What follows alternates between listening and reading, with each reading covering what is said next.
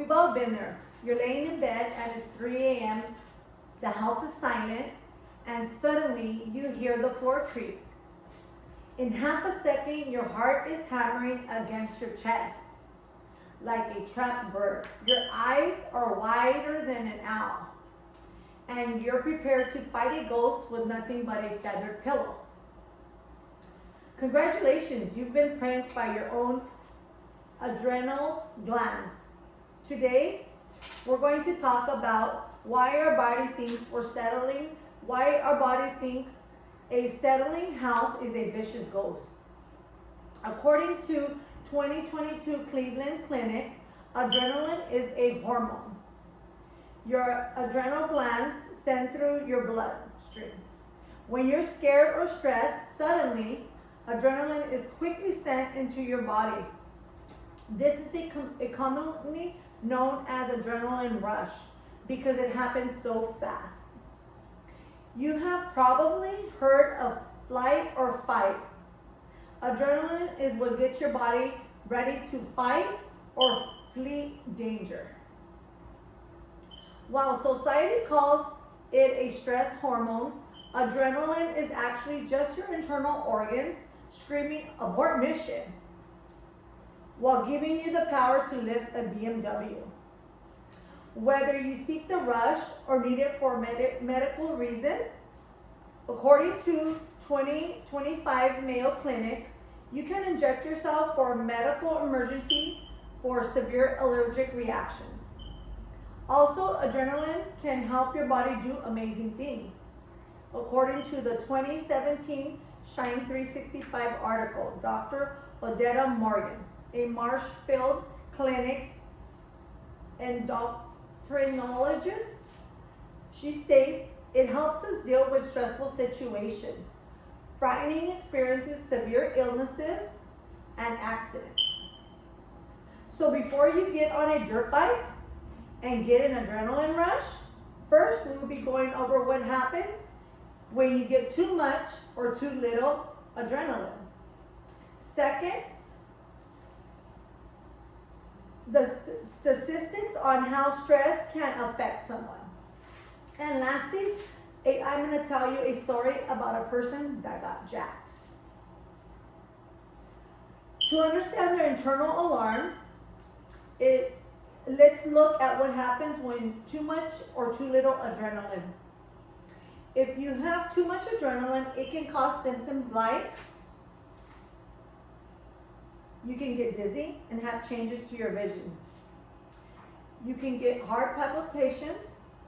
You can get jittery and feel irritable. You may even have difficulty sleeping. What happens if you have too little adrenaline?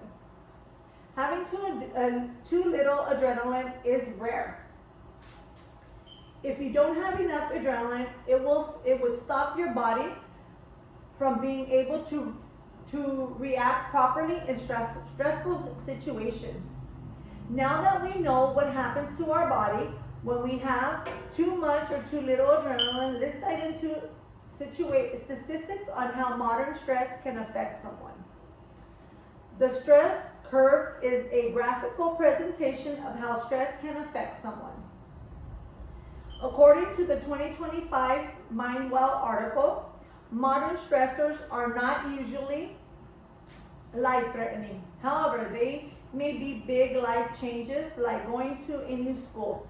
They can also be more day-to-day hassles, like needing to go poop when your car breaks down. Realizing you locked your keys in your car.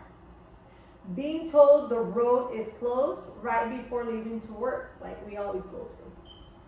Realizing you left your phone at home when you're at school already. The stress curve diagram uses curved lines to show how our performance levels can rise, peak and fall as demands increase.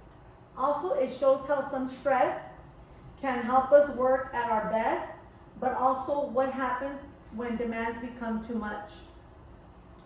If you have low demands on your time, you might experience boredom, a lack of motivation resulting in a low performance level. You're not feeling stressed, but you're not working well either. As demands or challenges increase, the line goes up. You feel busier and more motivated. If demands continue to increase, you can eventually find yourself at the top of the curve. You're coping with demands and feeling fulfilled by the challenges, and you're performing at your best. Unfortunately, there's a point where demands can get too much, too stressful, and your performance can start to decline. Some demands are not being met.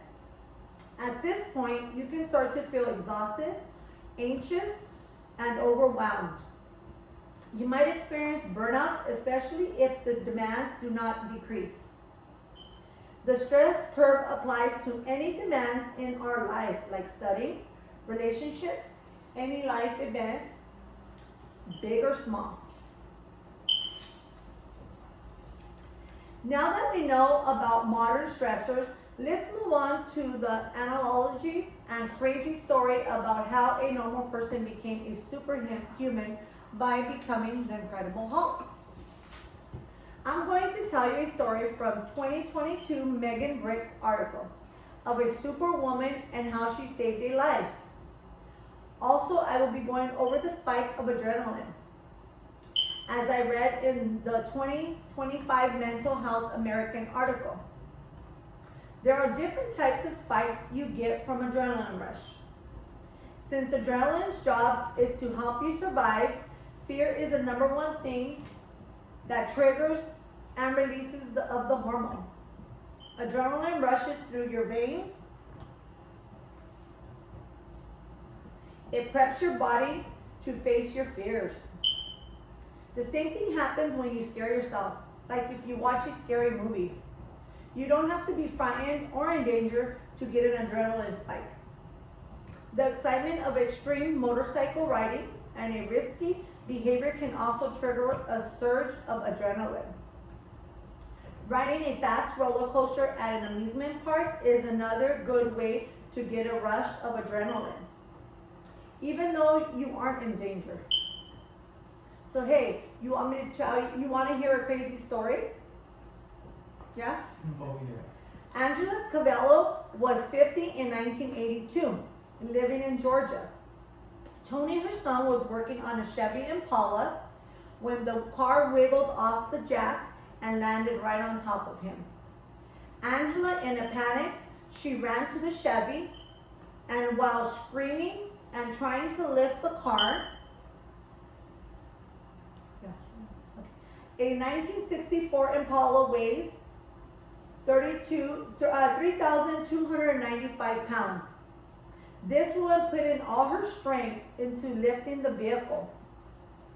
Cavallo did, in fact, raise the car enough to release her son. This mother may not have tossed the car over as the Hulk might have, but she had not only insane strength but unimaginable endurance. As we wrap things up, it's clear that adrenaline is the body's way of saying, "I got this," even when your brain is saying, "Run." First, I told you what happens when you have too much or too little adrenaline. Second, I shared the statistics, how adrenaline can affect someone. Lastly, I told you a story about a woman with incredible strength. So if you notice my words pausing, just know that it isn't nerves. That's my biology trying to turn me into a superhero. Unfortunately, my superhero power today was just talking a little too fast while I'm sweating. Now that I have finished my speech, my adrenaline level should finally drop, which is great for my heart rate, but bad for you, because it means my fight or flight responses have officially chosen flight. See ya!